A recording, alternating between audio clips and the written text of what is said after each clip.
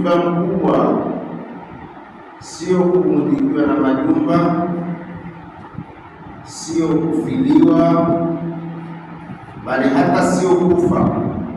Msiba mkubwa ni mtu kupata msiba katika dini. Kupata msiba katika dini namna gani?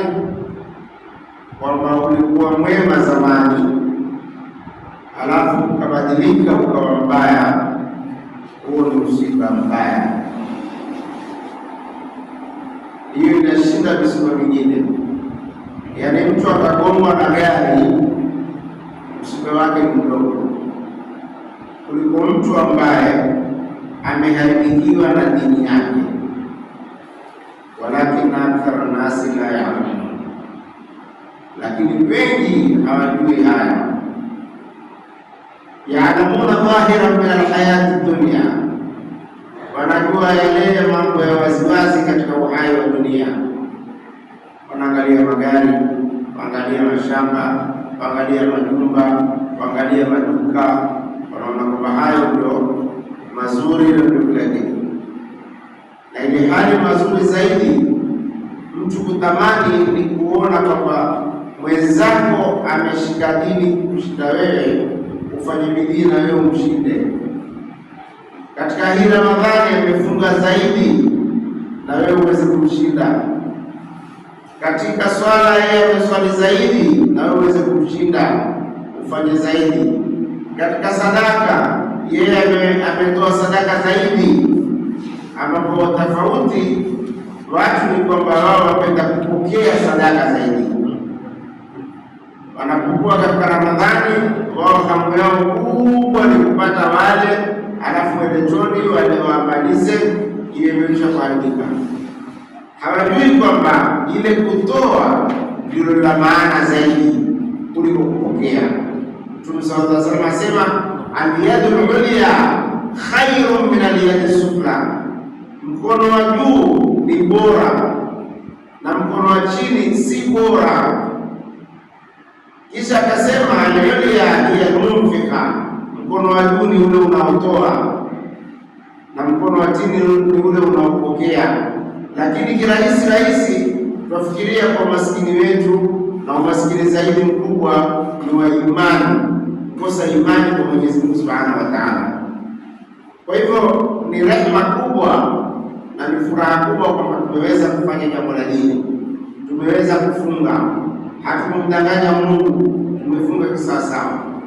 Kwa sababu hizi ibada nyingine ukiswali waonekana waswali, ukitoa zaka waonekana watoa, ukienda hija waonekana wasafiri, lakini ukifunga hakuna mtu anayejua kwamba wewe umefunga.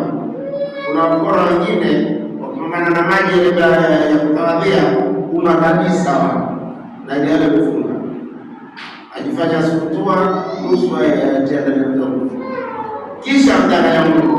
Lakini Waislamu sawasawa kufunga na ile hali aweza kufanya hiyo sila sijulikani. Kwa hivyo saumu ni ibada ambayo kwamba wadua na wewe na Mungu tu, na kwa sababu hiyo Mwenyezi Mungu Subhanahu wa Ta'ala ameweka malipo yake mbali. Akasema as-sawmu li, saumu ni yangu, wa ana ajzi bi, na mimi ndio nitakaolipa ile saumu. Kwa hivyo kila ibada yajulikana, moja ni kwa 10. Ukifanya lima moja utapata malipo mara 10. Lakini sadaka malipo yake Mwenyezi Mungu ndio ajua, yatalipwa bila hisabu. Kwa hivyo ni nafasi kubwa sana kwa Mwenyezi Mungu Subhanahu wa Ta'ala ametupa na nafasi ya kufanya ibada. Inapotakikana ni kuongeza ibada. Katika hii Ramadhani watu wengi sana ndio wazuri wa wema, lakini ni warongo, kwa sababu hawaonekani sehemu nyingine, lakini ikifika magharibi tayari wote wamejaa msikitini. Si wa kweli, wamdanganya Mwenyezi Mungu na Mungu adanganyiki. Isitoshe watu hawa Ramadhani wanajifanya wazuri, Ramadhani ikiondoka washaniuka, kila mtu amerudia kwenye dhambi zake, kila mtu amekwenda katika yale aliyozoea. Kwa hivyo hii ni kama haijafanywa hii dini. Ikifanywa dini sawasawa siku zote, Mola wa Ramadhani ndiyo Mola sikuwa Ramadhani.